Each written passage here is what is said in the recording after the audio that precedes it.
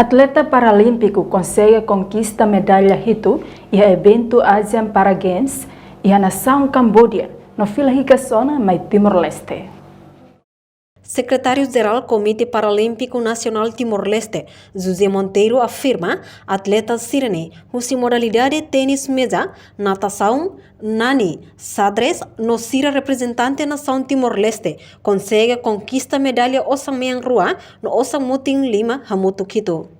Atleta Naing maka conquista medalha e evento Asian Para Games, badala sa nulu racing rua e a Cambodia no idene orgulho botida, ba nação Timor-Leste no governo, li husi secretário Estado Juventude no Desporto, Cesare, maka taumatan atleta sirene durante a semana rua e a Cambodia.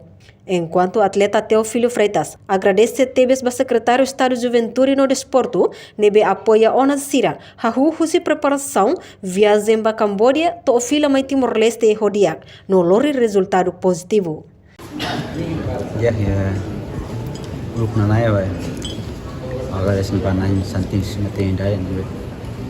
Le ai ga sakit manwami naia ore compete to event kami berkompetisi dia di agora decimos ba governo di secretário Estado be apoio na ami ore ami TC no equipamento valor no to ami de agência o tam ba dia que agora decimos ba treinador nomos ba colegas e nomos ba equipa sepentel federação outro nebe sos ba ami naia durante a acompanhar a minha lá to a minha equipa contingente cidadã beleza bate evento ya Cambodia na dia e a minha naia neve aí a minha nai itu neve a minha conseguimos o resultado vai ter agora também mas se senti contente mais que a minha limitação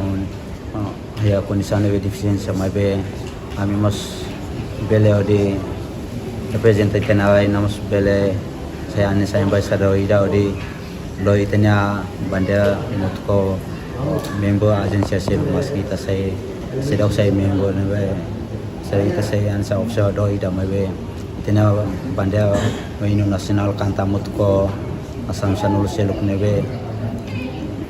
Secretário Estado de Juventude no Desporto, Abrão Nokosiko Saldanha Dehan, governo idene, atorremata ona mandato, nune ela bele halotan decisão, liu o insamak bele for presente, ba atletas sirene, mas bem promete se recomenda e relatório loriba governo fong mai. Reportagem Serli Arauzo, Televisão Timor Post.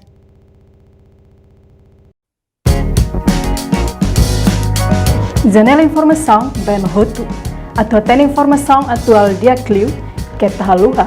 Anehan botão subscribe, like, halo, comentário, no faz tudo também mídia social Hutu.